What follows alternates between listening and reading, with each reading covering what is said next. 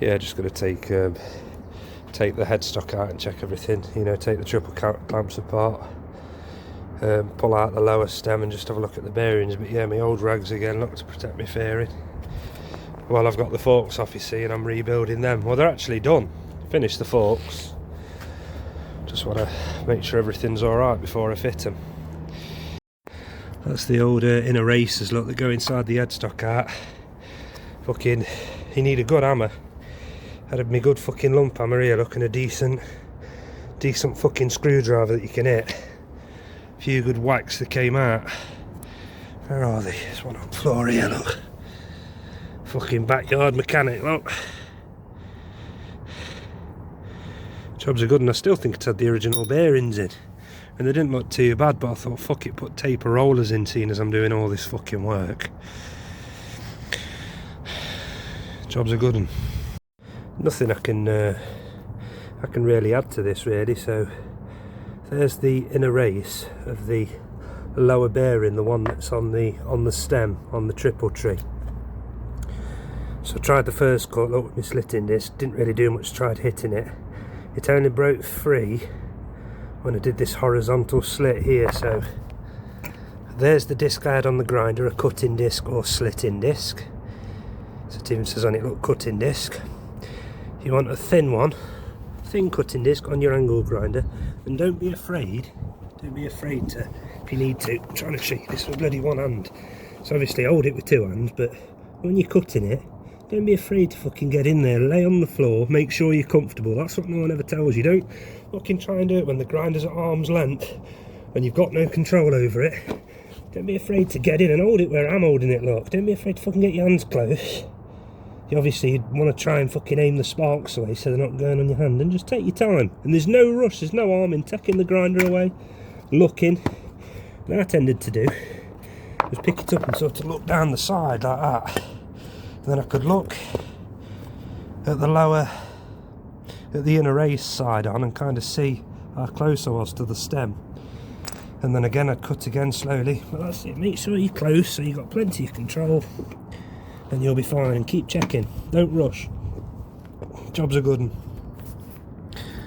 Another quick one, look, so to drive the new bearing on, there's the bearing, look, it's nearly seated. So I've used the old inner race. That's the old inner race.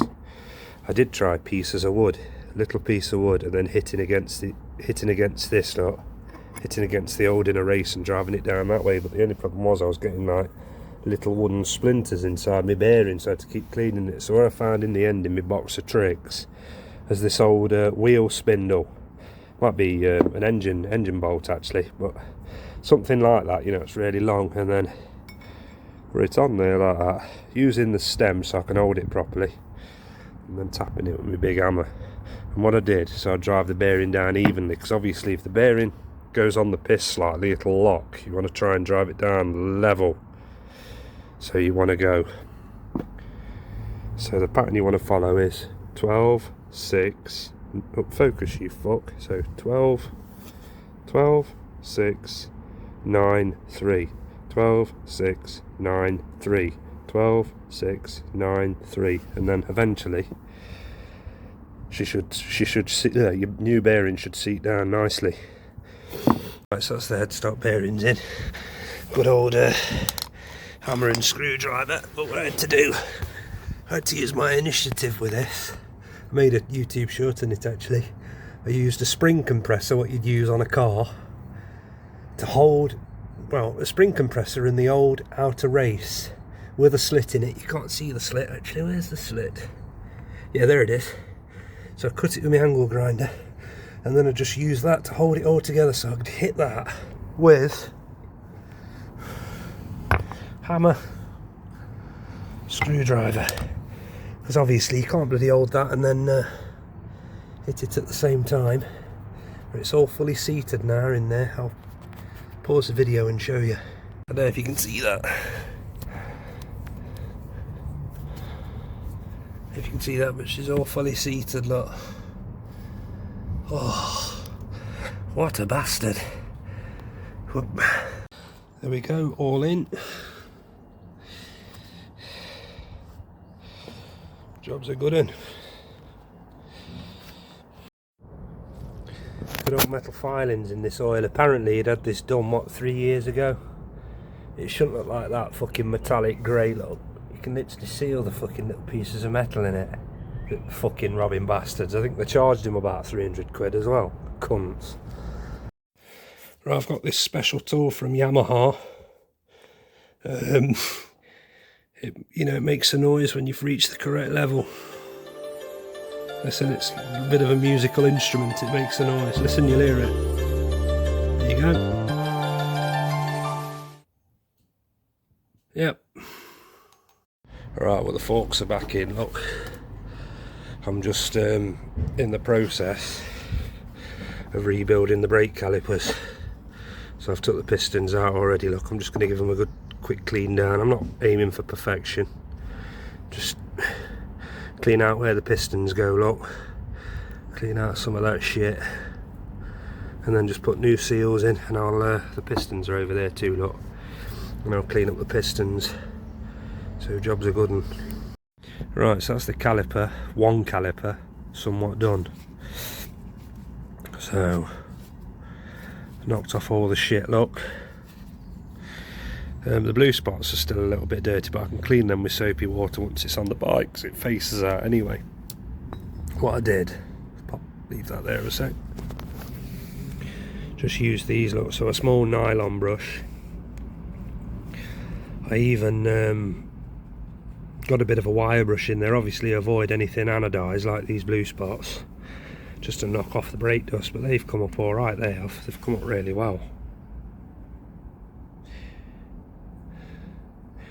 Yeah, not looking too bad. I don't know if you can see inside where the pistons go. Look alright in there too, so job's a good one.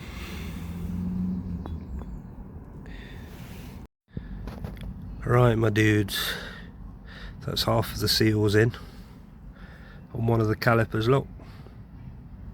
Focus. So dust seal and main seal. Just got me nice kit here. Where's my other set of seals gone? Here we go. There's the seals for the other side. Look, so you got one small piston and one big piston. That's the small one, that's the big one. So we're nearly there. Just used a bit of where's that gone now? I keep losing stuff here. Well, I did have a little bit of red rubber grease. I'll find it in a sec, but I've just been using a tiny thin smear of that. You only want a tiny bit, just to help me get the seals in, but it's pretty easy to do.